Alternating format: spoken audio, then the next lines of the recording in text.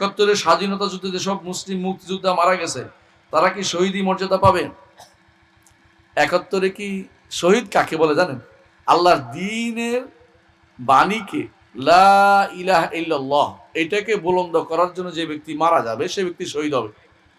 এরা কি 71-এ যারা মারা গেছে এই বাণী বুলন্দ করার জন্য মারা গেছে? আপনি তো বুঝছেন। আবার আমার দেশে ইসলামী শাসন দরকার নাই, কিন্তু এইটার জন্য মারা গেছে কিনা, ইসলামী শাসন নিয়ে কথা বলেন না, আমার দায়িত্ব না এটা। কিন্তু আমাদের দেশে এই কেউ কি লা ইলাহা ইল্লাল্লাহর জন্য মারা গেছে কিনা? তো লা ইলাহা মারা না গেলে লা ইলাহা ইল্লাল্লাহর জন্য মরতে হবে, কথা বুঝেন কিনা? ইসলামী অনুশাসন আমার ফরজ না, কিন্তু লা ইলাহা ইল্লাল্লাহর জন্য মরতে হবে, তাওহীদের জন্য মরতে হবে, কালেমাতু লা ইলাহা ইল্লাল্লাহ রক্ষার্থে আপনাকে মরতে হবে।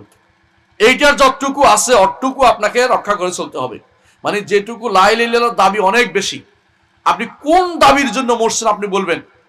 যারা মারা গেছে 71-এর স্বাধীনতা যুদ্ধে তারা যদি কোনো কালিমাতু লা ইলাহা ইল্লাল্লাহ, একমাত্র আল্লাহর কর্তৃত্ব প্রতিষ্ঠা করব, কোথায়?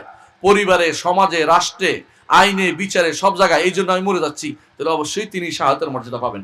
আর যদি তিনি মনে করেন কি দেশ মাতৃকা রক্ষার্থে অথবা ভাষার জন্য রক্ষার্থে, তাহলে শহীদের মর্যাদা পাওয়ার কোনো কারণ নেই। কথা বুঝতে পারছি? সুতরাং কেউ আবেগ দিয়ে কাউকে শহীদ বলে ফেলবেন না।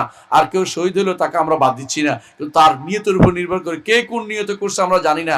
কাউকে শুধুমাত্র আমরা কোনো কারণে বলবো না, আমরা একটাই বলবো, রাসূলুল্লাহ সাল্লাল্লাহু আলাইহি ওয়াসাল্লাম যেটা বলেছেন।